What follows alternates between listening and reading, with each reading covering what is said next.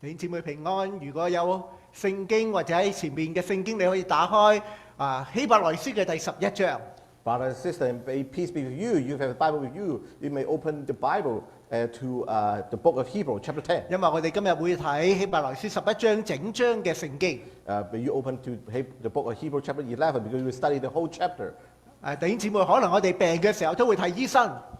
Brother and sister, you will go to see the doctor when you are sick. 你睇醫生，你期望係乜嘢呢？ But what's your expectation from the doctor? 可能期望你好啊。So, of course, you want to get healed. 有人去睇醫生， And someone went to see the 睇完 doctor. 醫生，醫生俾啲指示佢翻屋企，一個禮拜後佢再揾翻個醫生。And he went back home with the doctor's instruction, and then he returned a week. 醫生話你仲未好啊？佢話係啊，未好啊。The doctor asked, "Oh, you're not healed yet?" 咁個醫生就好好奇。And the doctor is curious. 佢就話應該嗰隻藥啱你嘅喎，你有冇食晒啊？啲抗生素要食晒喎。The doctor said that, "Oh, I prescribed the right medicine, and why still not healed? Did you take all the medicine?" 呢個人話我冇食到你藥。Well, then the patient answered, "I didn't take anything." 醫生話點解你唔食開俾你嘅抗生素啊？你個病要食抗生素喎。Then the doctor asked, "Why you didn't take the antibiotic I prescribed for you?" 嗰個人話我聽講食抗生素對個身體又有副作用，搞到個人好弱。Then the patient answered, "Because I think there's a side effect of the antibiotic and may make me weak, so I didn't take it." 所以我冇食。So I didn't take it.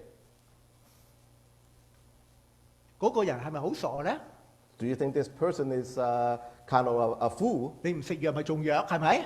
If you take any medicine, then your body will become weaker. 弟兄姊妹，可能我哋會覺得呢個人傻， We may think, "Oh, this is such a fool." 但係會唔會曾經何時我哋都係咁樣做法？ However, do you think we did the same thing some way, somehow? 我哋食藥都係按自己嘅覺得要食幾多就食幾多啊！ We also depends our judgment to decide what medicine we should take and how much. 要加藥啊！ You need to take more medicine. 加唔加？ Will you say yes to the doctor?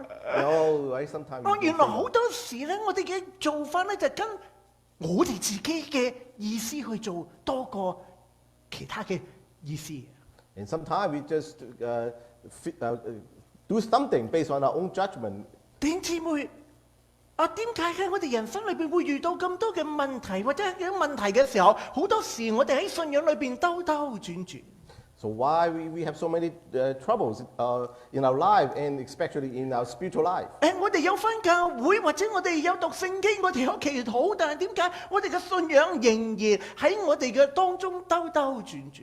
We go to church, we read the Bible, we attend the praise meeting, and we pray. But how come we still have our faith go up and down? 會唔會好多時我哋係冇錯？我哋返到教會或者讀聖經嘅時候，我哋知道應該點樣做，但係我哋冇跟隨神嘅話語嘅指示去做。Yes, we go to church and we know what we should do, but we didn't follow the instruction that mentioned in the Bible. 冇錯，我哋叫做基督徒，但係我哋活出嘅樣式仍然係用返我哋自己嘅喜好嘅樣式。We call ourselves Christian, but we live our lives still for our own preference. 其實係一個矛盾，因為我哋覺得人生裏邊唔可以自己嘅方法，唔可以處理我哋嘅問題。我哋需要信仰，我哋需要神去幫助，但係我哋又唔讓神嘅指示喺我哋人生裏邊成為你嘅幫助。Seems it's a conflict. When we deal with our trouble, we feel so helpless. So we search for the God to help us. But when God told us what to do, we don't follow. 我哋好容易將個責任話信仰都幫唔到我。 And we may say, "Oh, even our religions and God can't help me." 但係個問題可能係我哋有冇跟隨神嘅指示帶領，或者佢嘅心意而做。 But actually, the problem may be that we didn't follow God's will and follow His way to do our life. 過去 To live our life. 我哋過去用咗成9個月嘅時間睇希伯來書，我哋希伯來書幫助我哋做一樣嘢。In the last 9 months, we have been studying about the book of Hebrews. Yeah, go ahead. 希伯來書嘅作者希望透過好多嘅對比，讓我哋能夠認識我哋所信嘅耶穌係超越過一切。And what we learn from the book of Hebrews that the author tried to use a lot of comparison to show us Christ is better than or even superior than everything. 而第10章嘅裏邊，讓我哋能夠認識耶穌超越一切，希望能夠帶俾世人裏邊一個更加美好嘅人生。In the chapter 10, we have learned that because God is so superior, so Christ wants us to have the best direction in our life. 你嘅人生美好嗎？ And do you have a 如果你 good 話 direction in your life? 我信咗主，又聽晒睇晒希伯來書，但係人生都未好啊。After you have studied the book of Hebrew, we don't still feel good in our life. 希伯來書第11章就要話俾我哋聽一個答案。Then chapter 11 of the book of Hebrew try to tell us why we don't still feel the good life. 我哋有冇好好用信心應用喺我哋日常生活，以致我哋經歷神一個一個嘅祝福。Then we ask ourselves that did we live our life by faith so we get all the blessing from God? 冇錯，弟兄姊妹，今日當我哋嚟到上帝嘅面前，你面對緊乜嘢嘅挑戰？ Today, when we come before the Lord, what challenges or trouble you are facing? 你試下諗下，過去喺你嘅人生當面對困難嘅時候，你自己通常會點樣去處理？ Let's recall when we have troubles, how are we going to deal with it? 但係今日我哋嚟到上帝嘅面前，我哋應該問一個問題，就係上帝啊，你希望我點樣用信心去處理我嘅問題？ But today, when we come before the Lord this morning, then you should ask God what God expect me to deal with our problem. 希伯來書嘅作者用咗40節咁長嘅篇幅，希望我哋能夠唔單止知道信心嘅重要，亦都希望應用信心喺我哋日常嘅生活嘅當 So 中。the author of the book of Hebrew used 40 verses to explain why faith is so important. And also want us to apply our faith in our life. 希伯來書嘅作者喺頭3節裏邊俾咗我哋一個好大嘅引言，或者一個嘅一個嘅方向，或者一個嘅佢嘅立論。And the author of the book of Hebrew used the first 3 words to kind of summarize, also conclude what should be direction to deal with our faith. 喺呢一度嘅時候，留意第1節。 When we pay attention to verse 1, 我哋一齊讀。 let's read together. 信就是所望之事嘅實底，是未見之事嘅確據。你會留意希伯來書嘅作者講到信心，11章主要講信心，但係一開始嘅時候，佢話信就是所望之事嘅實底，信心同盼望扯上一個好密切嘅關係。For chapter 11 is talking about the faith. In verse 1 said faith is being sure of what we hope. So we can see there's a very close relation between faith and hope. 如試想像一下一個佢好有盼望， For someone who has hope, 但係佢冇信心去行嘅時候，佢仍然喺立地而坐。 but if he or she didn't have the faith to go ahead and move, then he just stay still, nothing happens. 一個人好有信心，但佢冇盼望嘅時候，佢亦都唔知道自己嘅方向。 Someone with faith but do not have the hope, then he lost his directions. 可能佢只係仍然圍繞自己而活，只係得到一個叫自信心。 And he just still kind of self-centered and only have his own pride. 所以有啲嘅人去到有啲嘅轉接嘅情況，你會留意咧，佢唔想食嘢，因為佢唔想活啊。Someone tried to have some kind of hunger strike because he doesn't want to live anymore. 因為佢嘅信心睇唔到將來。 Because his faith cannot help him to see the future. 聖經話俾我聽，你係有將來嘅一個人， The Bible told us you are someone with hope. 但係你要經歷將來嘅祝福，我哋需要用信心去一同並行。 When we're going to try to experience the hope and the blessing in the future, then we should walk together. 你會留意第1節嘅裏邊後半節，佢又除咗講到信係同盼望有關，信佢又強調咗係未見之事嘅確據。 In the second half of the verse 1, the author mentioned that faith is also certain of what we do not see. 作者其實佢想話咩呢？原來信係睇唔見。And because the author want to tell us that faith is not something we can see or not by sight. 原來今日我哋覺得自己好理性 Sometimes we think we are really rational. 好多嘢覺得 logic。 So we try to apply logic on 今日 everything. 我哋去判斷我哋嘅理性係用我哋隻眼去判斷， Such that you adjust our faith using our sight or our eye. 但係其實人嘅眼係咪真係咁準確咧？ But however, our sight is still accurate. 我都唔講近唔近視啦， I didn't mention do I have a 明白？人嘅眼 bad sight. 人嘅眼係好容易睇得唔足夠嘅。 And our eyes really easy to be illusioned or by something. 我今日講笑開始嘅時候因為用咗第二個嘅電腦，所以咧弟兄姊妹今日見到牧師唔同咗，靚咗係咪啊？今日先發覺嘅其實。I asked before the worship, I asked the brother sister online that they might feel what's the difference because I have a new laptop and they mentioned that I'm more handsome. 其實師母可能一早已經發覺，不過佢用信心啫嘛。Actually, I may not have changed. It's only Mrs. Young can see the difference. 有好多嘅嘢唔係用眼判斷。 Lots of things cannot be just solely judged by eye or by sight. 記唔記得約翰福音第3章，耶穌同尼哥底母談道嘅時候？ Remember the Matthew chapter 3 when Jesus talked with the Nicodemus that about the faith. 咁跟住嘅時候，耶穌用咗個風隨己意而吹，風係睇唔到。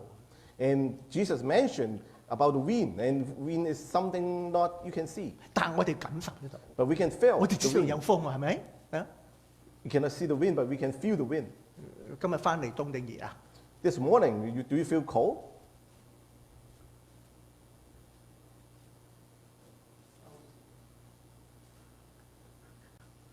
我哋憑感受嘅，佢就會睇下六啊，今日教66定64定68嚇。So sometimes we may not just by how we feel the cold, and we just look at the thermostat and what's the number. 可能我話俾你聽，今日已經有到70幾喎，但我都可能仲更加好多。但係一望到70幾又可能暖翻啲。 When we look at the thermostat, what's the temperature, and then we know what's the how cold it is. 翻嚟，原來希伯來書作者話俾你聽，信心同盼望有關係，信心唔係憑眼睛可以判斷得到。 And the author of Hebrew told us that there is faith and hope goes hand by hand, and also our faith is not by sight. 跟住喺第2節嘅時候提到古人在信上就得了美好嘅證據。 And the second verse told us this is what the ancients are commanded for. 喺呢一度帶出古人原來喺聖經裏邊有好多嘅好重要嘅人物，佢哋都係用信心去見證緊神嘅真實。 So the Bible told us there's lots of story about the ancients that they have experienced and show that the truth of the Bible. 聖經除咗講到古人可以做到，其實跟住話我們也因着信就知道諸世界係神嘅話語造成。咁我哋亦都可以同樣用信心去接受去體驗宇宙。我哋冇見到做，但佢哋知道有神去做。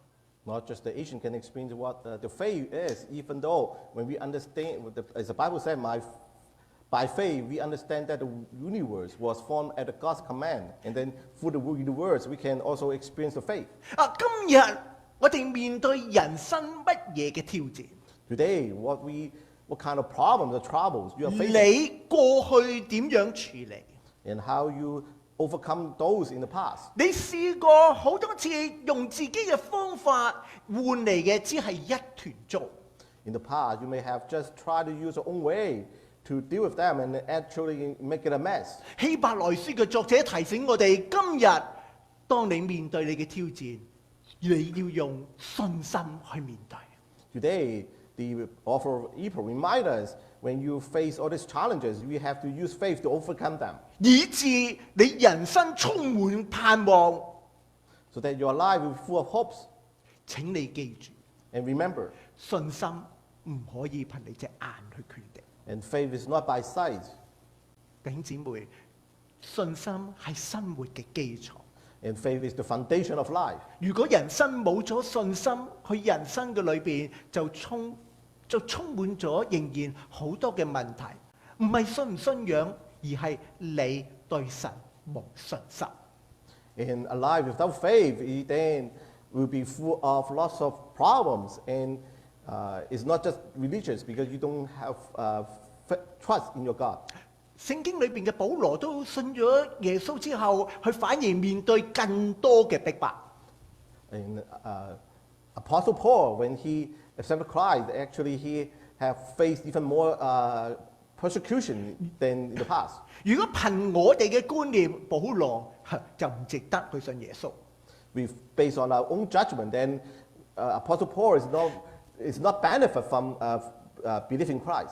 但係保羅反而勸勉我哋，我們行事為人是憑信心，不憑眼見。呢個係佢所經歷、所認識神而得嚟嘅一個好緊要嘅基礎。 However, Paul reminds us we live by faith, not by sight, and this is Paul told us this is kind of fundamental of our belief. 正因為呢個基礎，以致佢面對各樣嘅困難，仍然歡歡喜喜。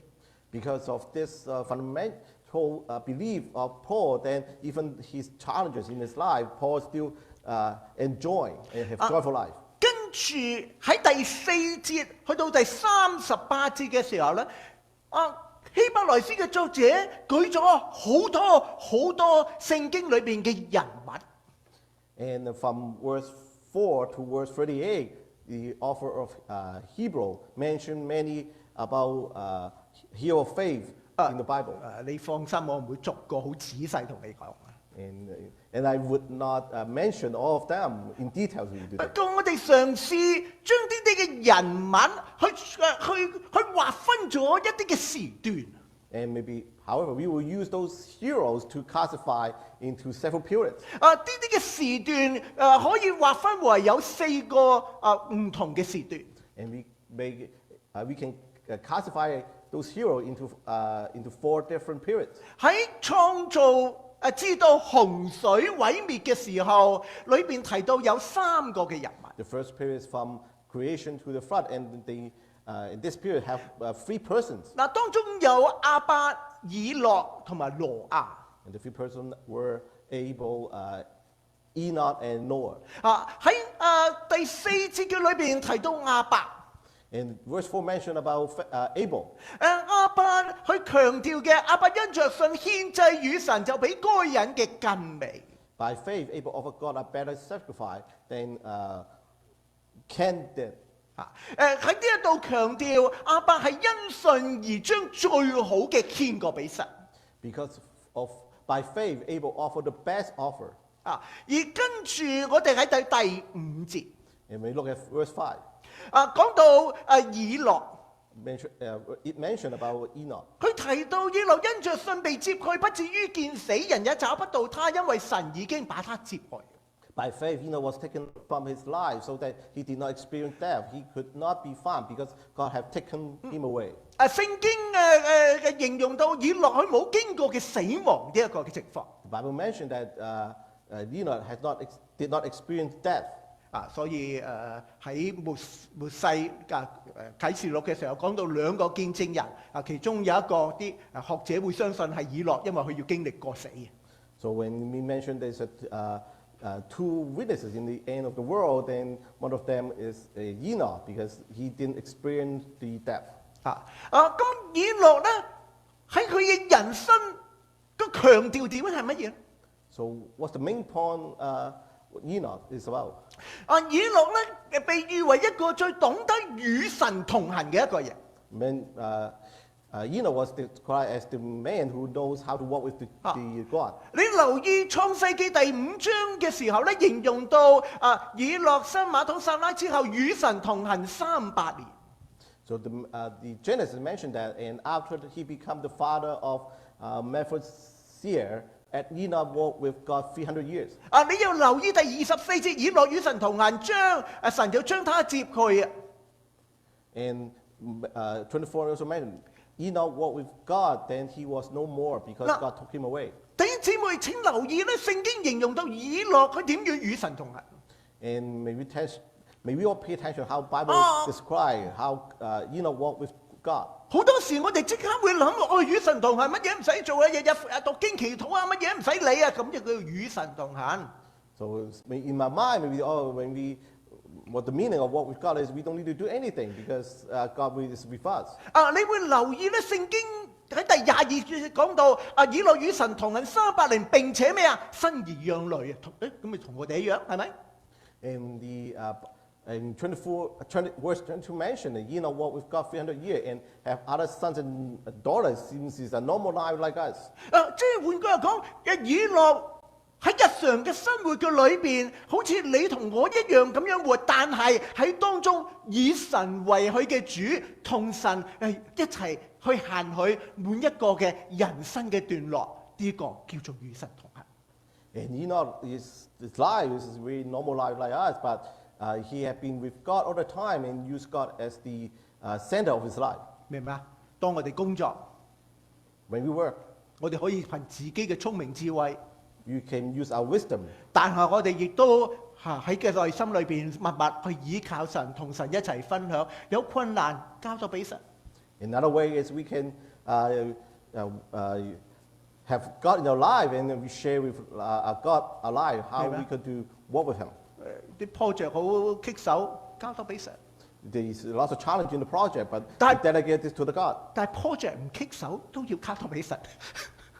Even though we have a smooth 明白？ project, we should also delegate our life to 我 God. 哋就係咁樣每一日同神一齊行我哋嘅人生路，呢、個就係以諾俾我哋嘅一個嘅榜樣。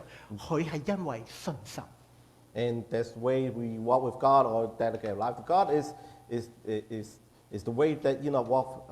And we should learn from Enoch. This is the way. 因為佢知道呢個係最好嘅一個嘅人生。 Because Enoch knows this is the best life he can experience. 第7節裏邊提到一個人叫做羅亞。 In verse 7 mentioned about Noah. 當時嘅世代好多嘅問題，神啟示羅亞叫佢做一隻方舟，叫啲人入去，但係當時嘅人唔聽佢講。 And during Noah's time, there's a lot of sin, and God revealed Noah that he need to create an ark, so get into the to save their life. 但係羅亞冇因為人唔聽佢講而放棄，反而去按神嘅心意去做，以致去將一家8口帶進方舟。 And Noah followed God and didn't listen to other one to stop making the ark, and then as a result, he can save his family of 8. 羅亞跟隨神嘅指示，你留意喺第7節判斷咗，因此就判斷那世代嘅罪，自己也承受那從信而來嘅義。 And by his faith, the Bible mentioned, by his faith he condemned the world and become heir of the righteousness that come by faith. 羅亞因信，佢願意持守乜嘢係對，佢願意持守神認為一條對嘅路，佢就走上。 By faith, Noah hold firm what is the righteous way that God have told him, and hold firm to save. 當時嘅人唔係未聽過乜嘢叫對嘅路，但佢仍然揀選自己嘅路，甚至去取笑羅亞。 During that time, the people already know what is the righteous way, but they still use their own way to deal with the problem. 你會留意喺創造到洪水嘅時代，呢3位嘅人物都有唔同嘅喺生活上邊嘅表現。 For the spirit from the creation to the front, they have experienced this kind of faith in their life. 喺獻祭，喺與神嘅同行，喺去判斷乜嘢對與錯嘅時候，佢都用信心按神嘅標準而走上。They using their faith to make decision on the offer and how to walk with God and how to make the right judgment. 原來希伯來書嘅作者引用嘅時候，呢個就係我哋點樣用信心去應用喺我哋日常生活裏邊啦。睇翻呢啲人啦。And this is the author of the Hebrew try us to know that this is how these people experience faith in their life and how we can use the same way to apply to it in our life. 你會留意跟住希伯來書嘅作者提到有5個嘅人物。And then the author of the Hebrew mentioned another 5 persons. 呢5個嘅人物都係由先祖期去到出埃及期嘅人物。And this 5 persons is from the period of starting from the ancestors to the Exodus from Egypt. 先祖因為亞伯拉罕係以色列人嘅始祖啊。And Abraham was the ancestor of the Israelites. 咁當中提到亞伯拉罕、撒拉、以撒、雅各、約瑟。The 5 people included Abraham, Sarah, and Isaac, Jacob, Joseph. 咁喺當中嘅裏邊咧，講到亞伯拉罕。And verse 8 mentioned about Abraham. 聖經裏邊亞伯拉罕被譽為信心之父。In the Bible, Abraham was described as the father of the faith. 亞伯拉罕神呼召佢離開佢嘅故家，自己嘅原居地，但係佢要去邊度啊？出去嘅時候，佢都唔知道要去邊度。So the Lord called Abraham to leave their home country, but Abraham didn't know where they were going to end up with. 亞伯拉罕就係每一日用信心一路跟住神嘅指示，為要得嘅神應許佢哋嗰個流奶與蜜之地。And by faith, Abraham followed God's one day at a time, and then and to seek for the promised land by faith that God has the promise. 呢個係當時亞伯拉罕佢嘅盼望。And this is what the hope of Abraham. 正因為有呢一個嘅盼望，能夠推動佢繼續去前行。Because this hope, Abraham was encouraged to keep go ahead. 跟住係提到撒拉。And then the Bible mentioned about Sarah. 撒拉過咗生育嘅歲數，佢仍然因為神嘅應許，佢可以生一個嘅兒子。Even though she was barren and not able to born, but still able to, at the end, still able to have a baby. 信心日常生活裏邊好具體嘅例子。This is a real example in our life. 佢哋曾經用過自己嘅方法去揾一啲繼承者，但係神話我要俾嗰個就係。And Sarah have used her own way to look for offspring, but God told them that I will have my own way. 佢撒拉用信心去體驗到神嘅應許從無落空。By faith, Sarah experienced that the promised God will never be failed. 跟住提到以撒。In the Bible, they mention about Isaac. 其實聖經講以撒嘅形容唔多嘅，對比其他。Relatively, the Bible didn't mention too much about or describe too much about Isaac. 講到以撒嘅時候咧，佢講到佢為雅各去祝福。And by faith, Isaac blessed Jacob. 原來祝福別人你都要有信心啊。And then we see that even we try to bless someone, we have to have faith. 祝福有冇用啊？ Bless someone, is that useful?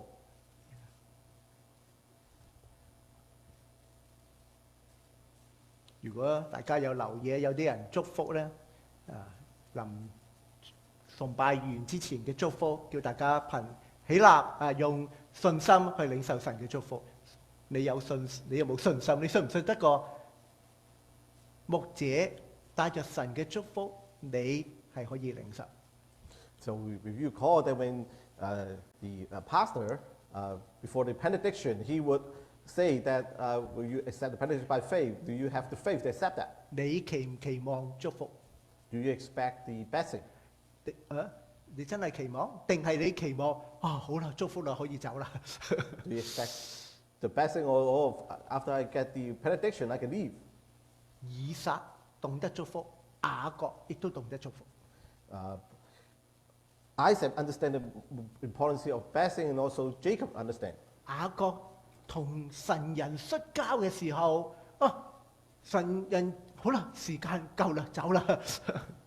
So when Jacob was wrestling with the man of God, then man of God say, "Oh, it's time. Now I have to go."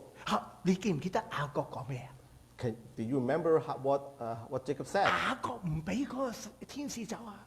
So Jacob didn't allow the angel leave, 雅各講咗句啊， and he said, 你唔俾我祝福，唔俾走。 "You don't give me the blessing. You are not allowed to leave." 哇！你話雅各真係好睇盡個祝福㗎。 So you can see Jacob is really understanding importance 佢 of 睇 blessing, 到呢個祝福重要㗎。 and he knew the importance of blessing. 佢嘅信心，佢知道唔係淨係講嗰兩句説話，而係背後帶着神喺背後嘅傾倒嘅祝福喺佢人生裏邊。 By faith, Jacob knows this is not just the speech, but also this is the blessing behind is God there. 唔好忘記當時雅各係面對佢嘅恐懼， Remember, during that time, Jacob is facing his own fear. 佢要去見以掃。 He was facing the fear because he had to meet Esau. 哥哥會唔會追舊帳？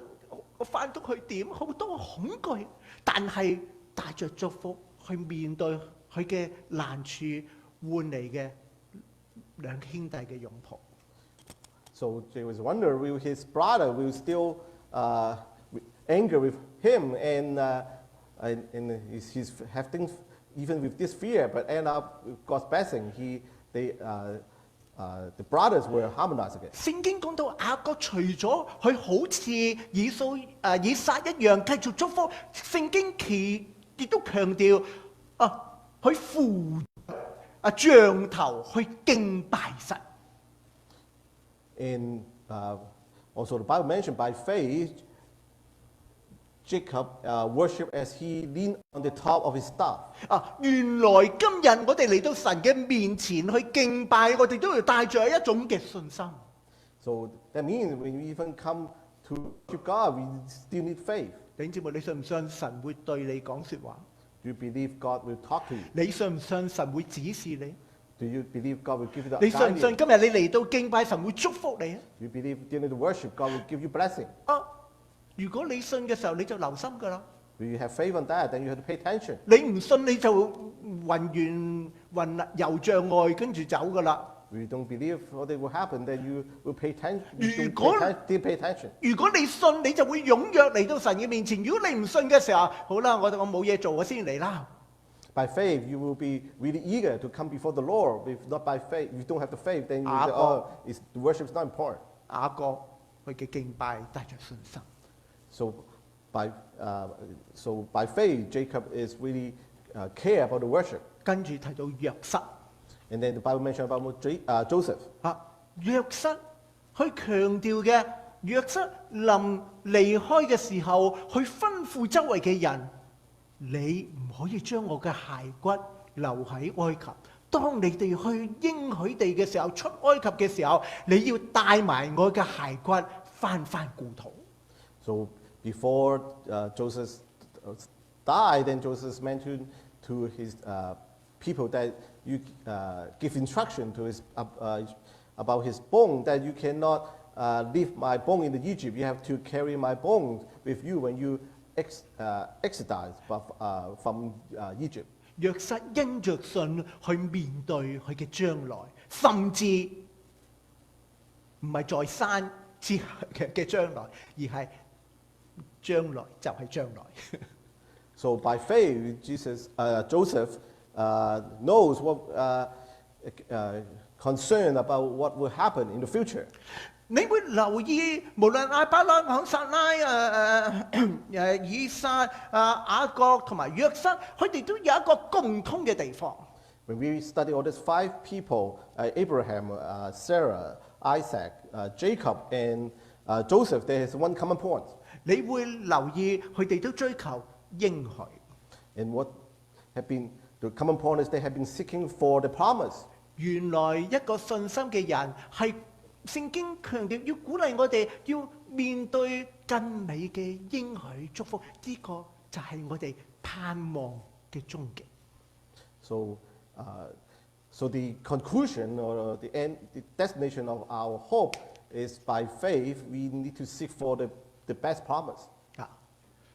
佢哋都係因着應許而有信心去面對佢嘅將來。Because the promise and hope, so they have faith to face the future. 今日再者，我哋會睇到第3個嘅時段。And then we will look into the third period. 呢度係提到喺埃及直至到入到迦南地。The third period was from Egypt to Canaan. 呢度提到有主要嘅人物，包括摩西嘅父母摩西，同埋當時嘅以色列人，同埋喺迦南地裏邊其中一個外邦嘅叫做拉合。So the people involved in this period, including Moses' parents, Moses himself, and Israelites, and also Rahab. 喺呢一度嘅時候咧，講到摩西嘅父母嘅時候，講到摩西生下來俊美非凡嘅時候咧，就摩西嘅父母就將佢藏咗3個月，因為當時咧所有一出世嘅就要死㗎啦，以色列人。咁但係聖經強調，佢嘅父母不怕王命。So by faith, Moses' parents hired him for 3 months after he was born, because during that time Egypt need to kill all the newborn baby, and because of faith, Moses' parents didn't fear of the order from the king. 佢哋用信心去勝過一啲唔對嘅勢力。By faith, they overcome or they fight with the wrong ideas or orders. 你會留意喺當中第24節之後嘅時候講到摩西。And from verses 24, the Bible mentioned about Moses. 你會留意咧，聖經咁樣形容佢話摩西因着信長大就不肯稱為法老女兒之子。By faith, Moses, when he had grown up, refused to be known as the son of Pharaoh's daughter. 寧可和神嘅百姓同受苦難，也不願暫時享受罪中之樂。He chose to be mistreated along with the people of God rather than to enjoy the presence of sin for a short time. 他看為基督受嘅凌辱比埃及嘅財寶更寶貴，因他想望所要得嘅賞賜。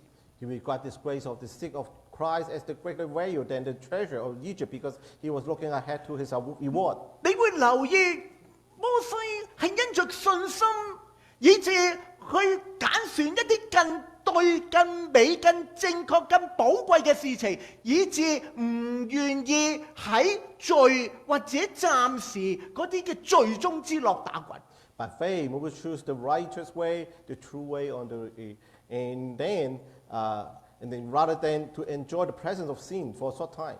當時摩西被法老嘅女兒接咗，佢係一個法老嘅皇宮去嘅背景嘅底下成長。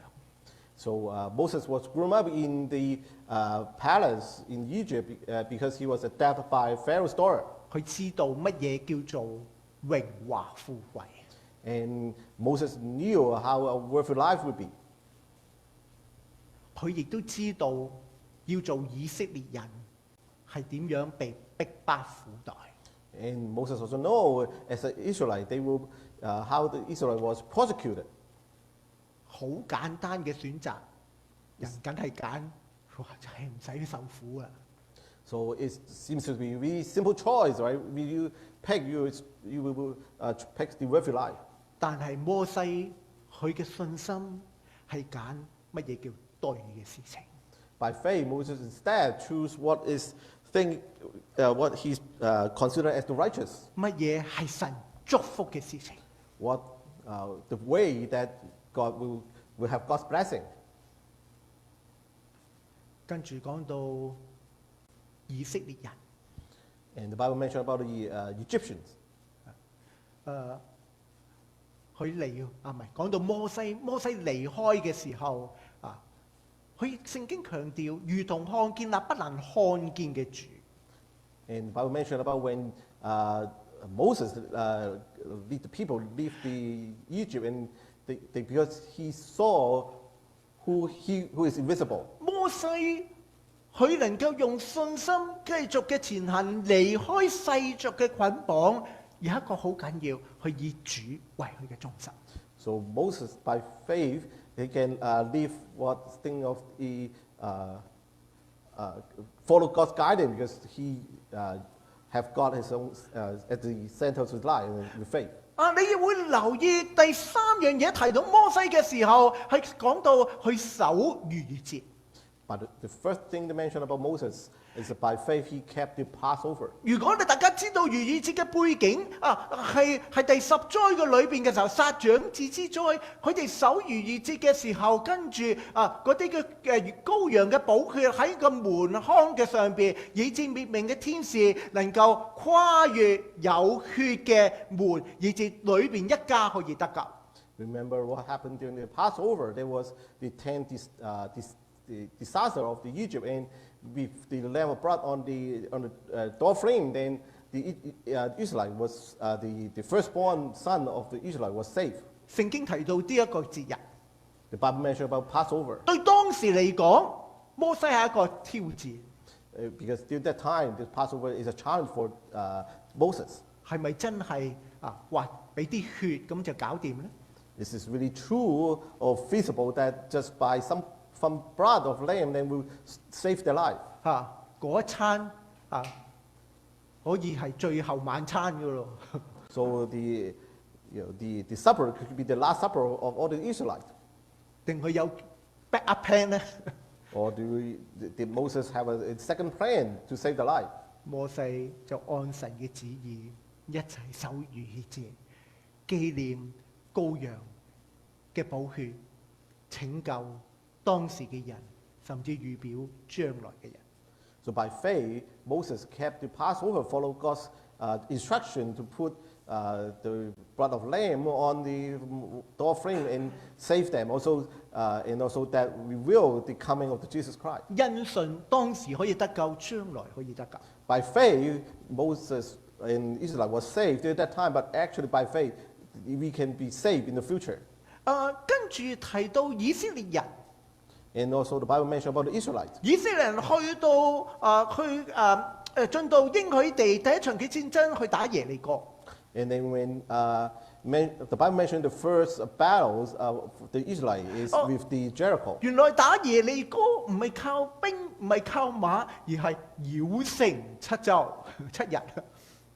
To win the battle, the Israelite is not rely on the horse on the show, rather than just march around the city for 7 days. 以色列人話俾我哋聽，戰爭唔係靠我哋嘅力量可以面對，帶着信心，信得過神能夠幫助我哋去戰勝。The Bible told us the victory is not depend on our strength, rather than it's by faith. 當佢哋要去應許地，其中提到拉合一個外邦嘅女子。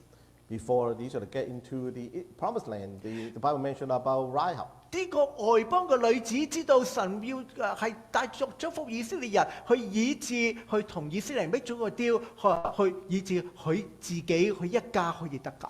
Even though Rahab is not is an Israelite, then they have he has to deal with the Israelites, so Rahab can save his own family, her own family. 點解希伯來書嘅作者要提拉合？ So why did the author of Hebrew need to mention about Rahab? 原來聖經要話俾我聽嘅時候，每一個嘅人佢哋都面對好多嘅爭戰。如果我哋憑信，神會幫我哋戰勝呢啲嘅爭戰，以致佢當時可以得救，我哋救恩可以得救。無論你係以色列人又好，你唔係以色列人又好，你同樣都可以透過信心可以得救。So why the Bible mentioned about right? Because we understand that everyone have faith can be saved, not just doesn't matter they're Israelite or they're foreigner or have as far they have faith. 呢一個嘅時候，真正嘅信心係唔係得好啦，我可以有天堂嘅入場券，而係好似摩西一樣離開黑暗進到光明一個釋放。So the salvation is not just a way, a kind of ticket that we can get to heaven. Rather than we have to behave like Moses. We have to walk away from the darkness and get into the brightness. 嗱，我容許我因為40節，我唔可以好樣樣好 detail 去講啊。但去到最後一個嘅時段 ，and then we have the last period, the fourth one. 係講到士師嘅時代，去到先知嘅時代期。And this is the period from the time of judges to the time of prophecies. 嗱，呢度好快啊！佢只係講到一大堆嘅人物。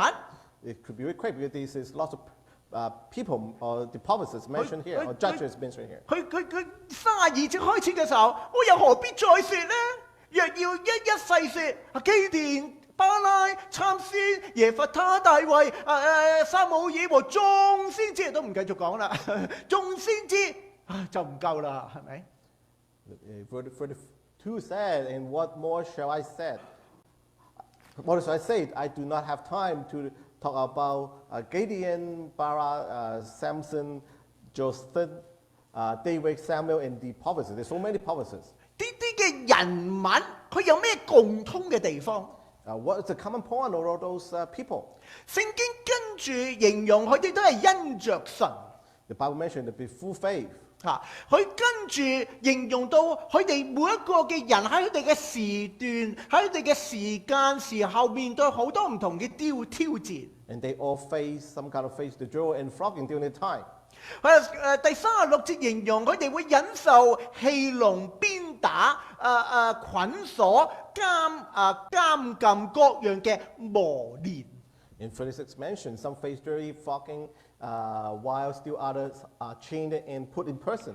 原來呢啲嘅人因着信心，以致佢能夠面對忍受佢嗰陣時所經歷緊嘅困難。And by faith or full faith, they all can endure the suffering, even though and overcome them. 聖經形容呢啲嘅人叫做世上不配有嘅人。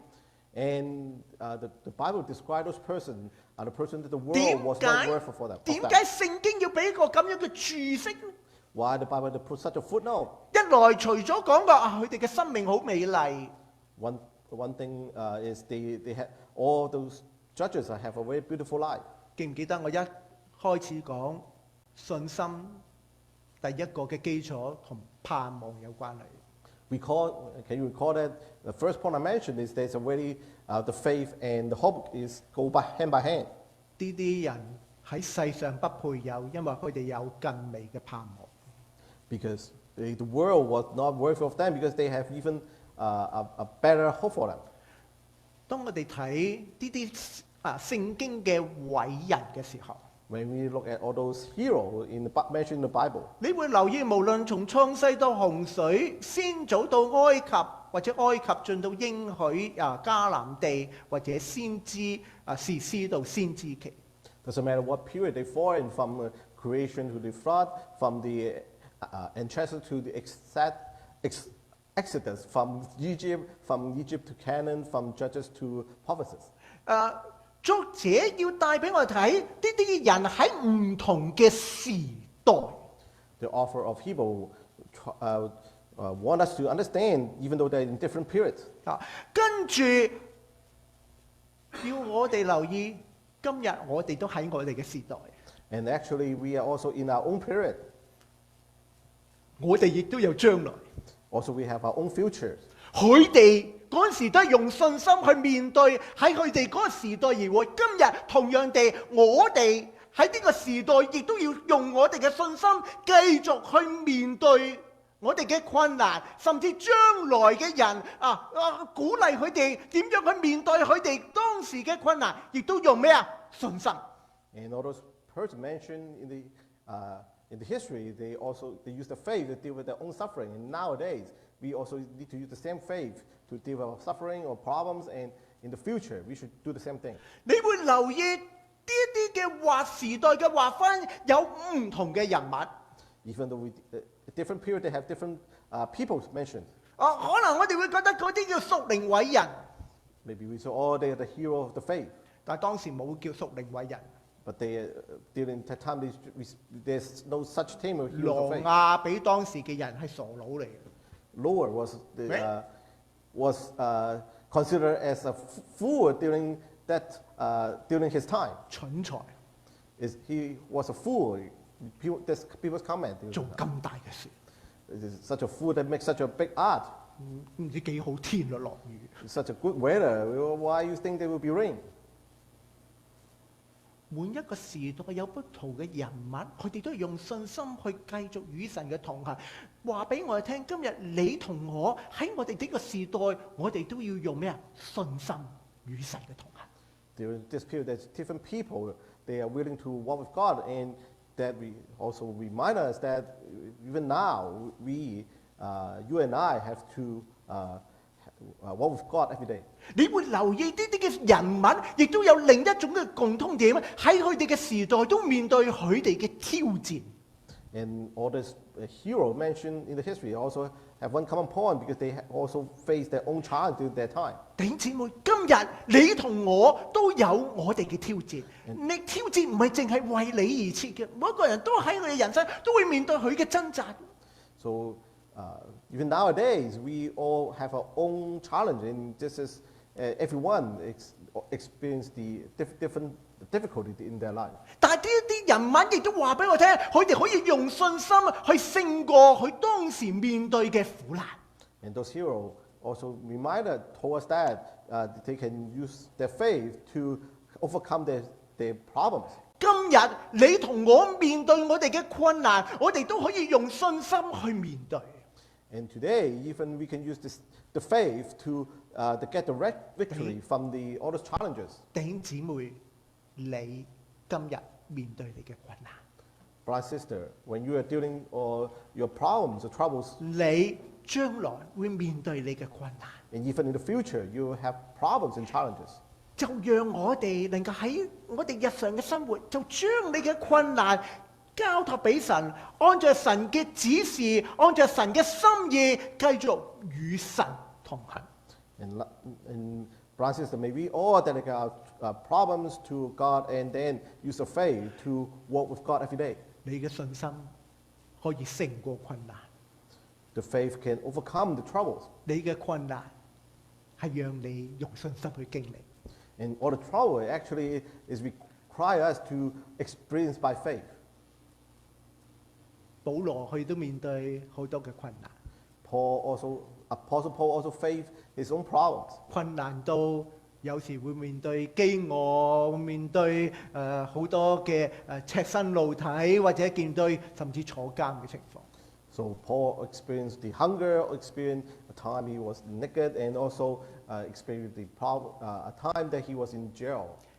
腓立比書第4章裏邊講到，保羅話佢唔係冇困難，佢亦都唔係求冇晒困難。 In the book of Philippians mentioned that Paul understands his problems. 但佢只知道神教導佢點樣處唔同嘅情況。 Even though he has a problem, but he understood God have asked him to deal with all this problem different times. 佢經歷到原來靠着那加我力量嘅，凡事都能夠做。 And Paul experience told him that I can do everything through him who gives me strength. 原來一個有信心呢啲嘅榜樣嘅人，佢嘅生命可以擁抱住生命。 And we can see that the people with God's life and also can be embraced life. 呢啲嘅信心嘅榜樣係鼓勵我哋嚟到擁抱生命。 And all this faith example and experience have helped us to embrace our life. 弟兄姊妹，你唔擁抱生命，你就擁抱住困難。If you don't embrace life, then you embrace all the troubles. 擁抱住困難，你就冇盼望。When you have embraced all the difficulties, then you lost your hope. 用信心擁抱住生命，你有盼望去面對你嘅明天。By faith, and we embrace our life, and then we get the hope to face the future. 最後， And lastly, 我真係唔會好講到好長，所以我最後就真係最後。and actually, it's the last poem because so we can. 我剩翻兩次講嘅啫。And only 2 more words to study. 咁我哋就讀呢兩節啦。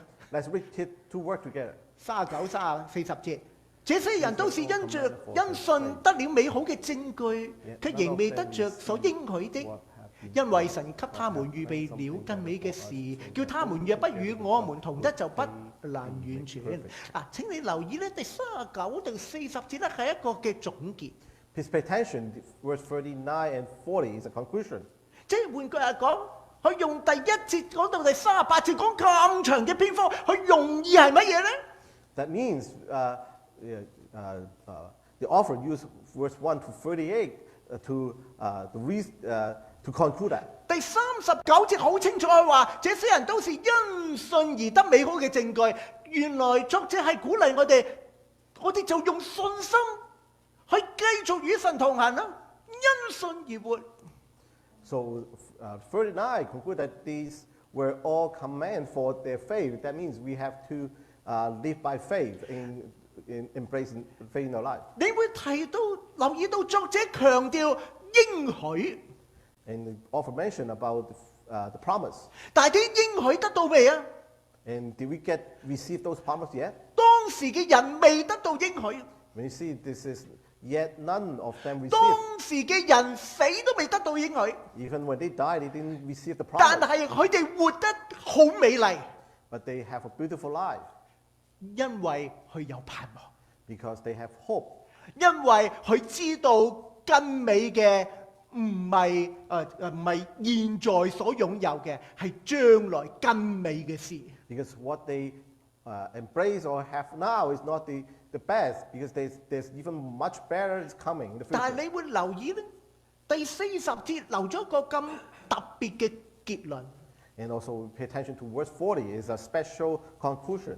因為神給他們預備了更美嘅事，叫他們若不與我們同得，就不得完全。 It said God had planned something better for us, so that only together with us would they be made perfect. 原來嗰啲嘅應許唔係淨係俾佢哋嘅。 And this promise is not just for them. 就係佢哋要好好用信心而活，以致見證啲應許，以致鼓勵你同我今日都繼續用信心去前行。原來呢個就係希伯來書嘅作者對我哋嘅期盼。 And through the experience of faith, the other people want us to tell us, encourage us that we can also live our life by faith. 弟兄姊妹留意當時嘅人嘅應許係乜嘢？ And pay attention, what's the promise to that time? 係咪冇咗啲苦難咧？ Is the promise that all the problems be taken 係 away? 咪吃得飽、 And 穿得暖、 Is the promise about there's no more hunger 有大屋？ and you'll be wealthy? 傻啦！亞伯拉罕住帳棚嘅。 Remember, Abraham just lived in tent. 留意再有機會睇啊！希伯來書嘅作者形容亞伯拉罕係甘心作客旅，係世上係寄居。 And when we pay attention, we read the Hebrew again. Abraham is willing to be a foreigner and 佢 live 哋 in 嘅應 tent. 許喺伯來書嚟講喺天上嘅。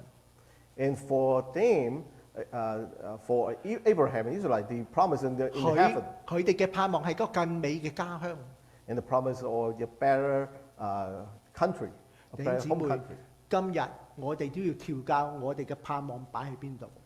Brothers and sisters, today we should adjust what our focus on what the promise should be. 如果你嘅盼望，我信耶穌，哎呀，神啊幫我。如果唔幫你，你就冇盼望㗎啦。If we think the promise just when we problem God help me, and then when we don't see the help, then we 信 lost. 仰係帶俾你發達， And the belief give you give you benefit of wealth. 真正嘅盼望帶到你將來永恆個更美嘅家鄉。And the hope and the promise we expect is a better home we will have in the future. 第39、40節，當我哋睇完嘅時候，要我哋問一問，或者我哋睇完整個嘅11章，我哋問我哋應該點樣去用？ So after we study the whole chapter 11 of Book of Hebrew, how we can apply the principle in our life. 希伯來書用咁多嘅篇幅，係要鼓勵我哋藉信心去面對你嘅困難。Right? So the whole chapter 11 is encourage us to use faith to overcome all our challenges. 每一個人都面對困難，但係我哋可以用信心去面對。Everyone have trouble, but we can face them by faith. 希伯來書作者要我哋調教我哋嘅盼望，以致我哋就唔會喺人生裏邊失望。And the author of Hebrew want us to adjust our hope so that we will never give up our hope. 點解啲人咁容易 give up？因為佢哋冇盼望。Why people really is so easy to give up because they don't have the hope. 點解啲人咁容易 give up？因為佢哋盼望佢哋所期望、所擁有、見到嘅嘢。And why people give up also because what they hope, what they have only for their own reason. 可能佢得到嘅係換嚟更大嘅失望。And end up when they're holding their hope, and the end result is loss of 呢 disappointment. 個就係最有智慧所羅門所觀察嘅人生虛空嘅虛空。And this is what the most wisdom people in the lives, King of Solomon told us, meaningless. 聖經希伯來書嘅作者要鼓勵我哋要認定神嘅應許，呢個係我哋嘅盼望，向呢個方向努力你嘅人生，享受你嘅人生，用信心與神同行。And also the author of Hebrew want us to clear what the meaning of the promise and the hope, and so we can live the promise with joy. 如果你明白呢度，你就明白點解耶穌講咗一句説話，當時嘅人好大不得着，日後聽嘅人都好有得着。Then we can understand why the words from Jesus Christ is helpful for that time, also helpful for us nowadays. 耶穌發出一個問題，佢話：人若賺得全世界，若賠上自己嘅生命，有乜嘢益處呢？人還能拿什麼換取你嘅生命？ So Jesus asked or challenges people, when you get all the wealth and lost your life, what's the benefit, and what you can use to exchange or for your life? 信心嘅生活係要你同我喺我哋每一日嘅裏邊繼續延續、繼續譜寫。And the life of faith is we need you and me to continue and extend. 最後容讓我以保羅喺哥林多後書第4章16至18節做一個嘅總結。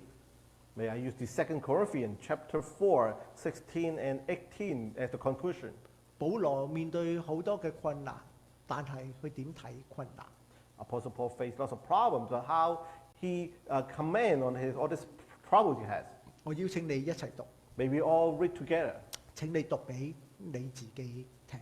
and read to yourself. 所以我們不喪膽，外體雖然毀壞，內心卻一天新似一天。我們這至暫至輕嘅苦楚，要為我們成就極重無比永遠嘅榮耀。原來我們不是顧念所見的，乃是顧念所不見的。因為所見的是暫時的，所不見的是永遠的。弟兄姊妹，你人生追求係暫時定係永遠？ Brother and sister, what you're seeking for is temporary or eternal. 你嘅盼望係暫時定係永遠？ And your hope is just temporary or forever or eternal.